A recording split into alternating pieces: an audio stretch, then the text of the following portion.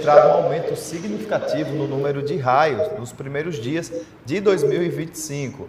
Entre 1º de janeiro e 7 de fevereiro foram contabilizados, Paulinho, mais de 16 mil raios. Olha aí, esse aumento representa 110% em relação ao mesmo período do ano passado.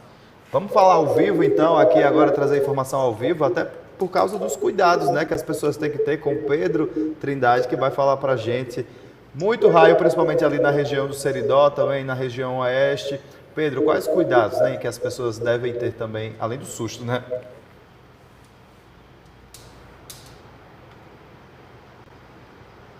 O susto preocupa muitas pessoas e por isso é necessário adotar essas medidas preventivas a fim de evitar ocorrências, até porque até o dia 7 de fevereiro deste ano já foram contabilizados mais de 16 mil casos em que teve essa descarga elétrica vindo do céu. Eu, inclusive, estou aqui na Imparne, a empresa de pesquisa agropecuária do Rio Grande do Norte. Embaixo dessa árvore, aqui por enquanto o tempo está firme, trata-se... Está com debate aqui, mas provavelmente de uma oliveira, até porque tem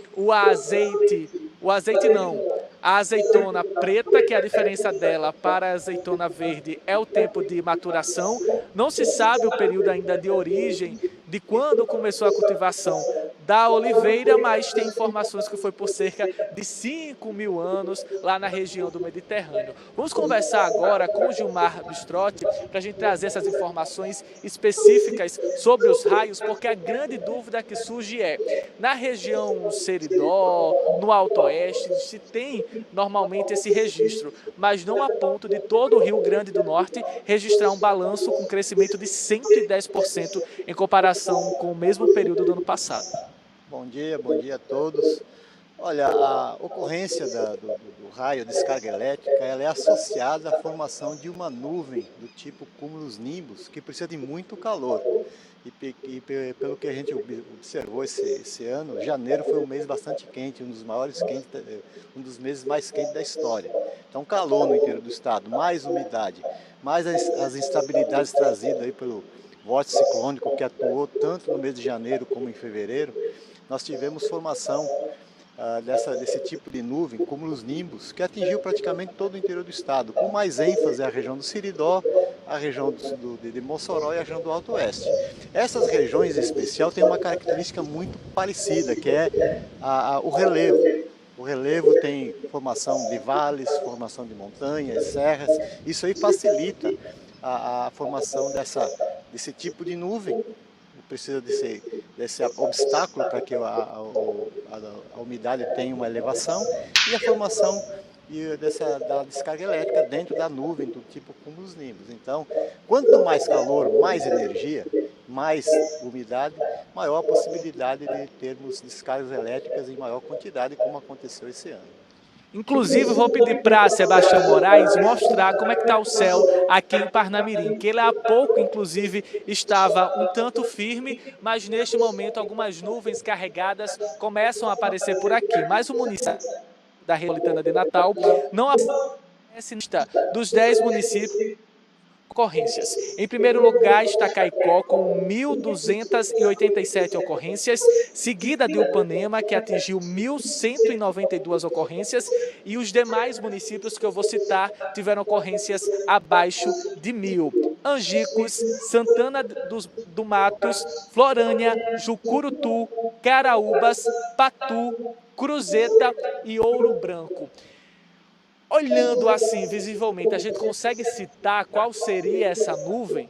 Olha, infelizmente hoje nós não temos esse tipo de nuvem. E aqui no litoral, normalmente não acontece porque nós não temos a presença de relevos acentuados, nós temos uma planície litorânea, então é difícil você ter a formação desse tipo de nuvem aqui no litoral. Acontece muito, aconteceu ano passado, quando o Oceano Atlântico está com temperaturas acima de 28 graus e meio, aí você tem muita umidade sendo deslocada a partir da superfície do oceano em direção à atmosfera, e quando você tem instabilidade, aí você tem a formação desse tipo de nuvem aqui no litoral, aqui na faixa litorânea, causando assim descargas elétricas e trazendo transtornos à população, principalmente pelo trovão que traz um certo pavor para as pessoas. Tem gente que tem até um certo trauma, inclusive é importante a gente explicar essa diferença, né? Exatamente, você tem a formação da energia dentro da nuvem, da carga elétrica, e quando você tem o deslocamento dessa carga elétrica em direção ao solo, causa esse estrondo, que é o trovão. E, consequentemente, você tem a descarga elétrica que causa esse trovão, esse deslocamento acentuado do ar, fazendo um barulho enorme. E a física explica o porquê primeiro vemos e depois ouvimos. A luz tem uma velocidade muito maior do que o som, então você tem a visibilidade do raio, a descarga elétrica, e depois você tem na sequência o estrondo, o trovão. E o que a gente pode esperar? Já tem uma projeção, esses índices que confirmam um crescimento significativo, ou seja, dobrou a quantidade de raios que caíram aqui no Rio Grande do Norte, deve permanecer durante todo o ano, especialmente nesse primeiro semestre, que segue então, no caso, até o mês de junho, um período em que a chuva fica mais acentuada?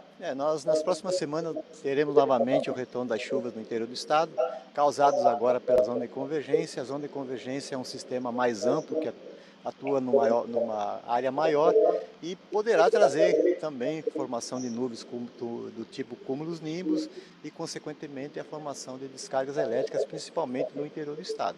Não está descartada também a possibilidade aqui no litoral, mas com a chegada da zona de convergência, como nós estamos observando uma melhora nas condições do Atlântico Sul, nós poderemos ter aí uma formação de chuvas, uma condição de normalidade e também descargas elétricas aí atingindo o interior do estado.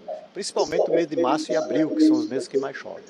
Já que estamos falando sobre chuva, eu aproveito a oportunidade até para trazer um questionamento, porque estamos no período do verão, é normal ter chuva, mas até mesmo para aquele alerta que a Imparne emitiu no mês de fevereiro, chama a atenção o fato dessas chuvas acontecerem em dias seguidos e durante todo o dia com volume extenso.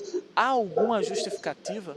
Olha, aqui no litoral a justificativa é que durante a madrugada e início da manhã, quando o sistema está atuando, ele tem um incremento da brisa que sopra do oceano para o continente, alimentando ainda mais o sistema meteorológico e causando mais chuvas. Então ele mantém uma regularidade principalmente até 8, 9 horas da manhã, depois o sistema de brisa começa a diminuir, aí você tem menos inserção de umidade no sistema, você tem as chuvas diminuindo. No interior do estado, o normal é chover no período da tarde por conta exatamente do calor, você precisa de calor porque as chuvas são convectivas, formação localizada, e você tem as chuvas acontecendo no período da tarde, iniciando na região de Mossoró por volta de 2, 3 horas da tarde e atingindo a região do Alto Oeste, o Vale do Açu, o Siridó, por volta das 4, 5 horas da tarde e às vezes a noite toda chovendo. E em relação à previsão, né? Estamos no meio da semana, quarta-feira, o que é que já tem de balanço em relação até o fim de semana, não somente aqui no litoral, mas também para o interior do estado? Olha, no interior do estado teremos pancadas de chuvas.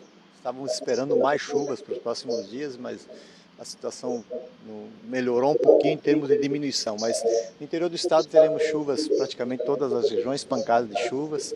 E aqui no litoral, no final de semana, deveremos ter também pancadas de chuvas, mas chuvas não muito fortes ainda, porque estamos no início do período chuvoso aqui no litoral e no interior do estado também. Aí as chuvas elas começam de maneira mais tranquila.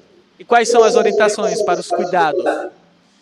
Olha, a questão é o poder público chegar junto, a Defesa Civil se chegar junto quando tem esses alertas de chuvas mais fortes, principalmente aqui na região da Grande Natal, que temos transtornos com alagamentos, e aí ajudar essas pessoas, principalmente as pessoas mais carentes que têm necessidade, e no interior do estado as pessoas, nesse período que tem descargas elétricas, se afastar o máximo possível de árvores, que a árvore faz um contato maior com a descarga elétrica e fica longe das cercas, tanto as cercas, a rede elétrica como as cercas de arame farpado.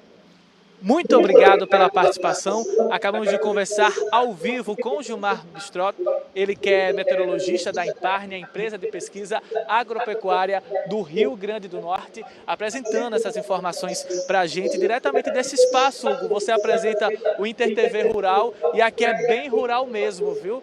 E daqui mandamos essas imagens para você que nos assiste em todo o Rio Grande do Norte. Hugo, Paulinho, volto com vocês. É isso, valeu, Pedro. Estou vendo, inclusive, aí ó, as imagens das máquinas agrícolas, né, que são utilizadas para o corte de terra que já começou em muitos lugares, viu, Paulinho? Porque quando começa a chover, os agricultores fazem o seguinte, eles começam a cortar a terra, a preparar a terra para receber as sementes, esperando essas primeiras chuvas, como Pedro falou aí, como o Gilmar também, né, meteorologista da IPARNE, falando também dessas chuvas que estão chegando aqui. A gente está nesse período da quadra chuvosa, né? Principalmente no semiárido do Potiguar, que é o período onde mais chove também, que é já para a gente, em junho, começar a colher, comer milho, canjica. Coisa boa. Só Já coisa dá aquela boa, né? fome, né? E olha, falando em chuva,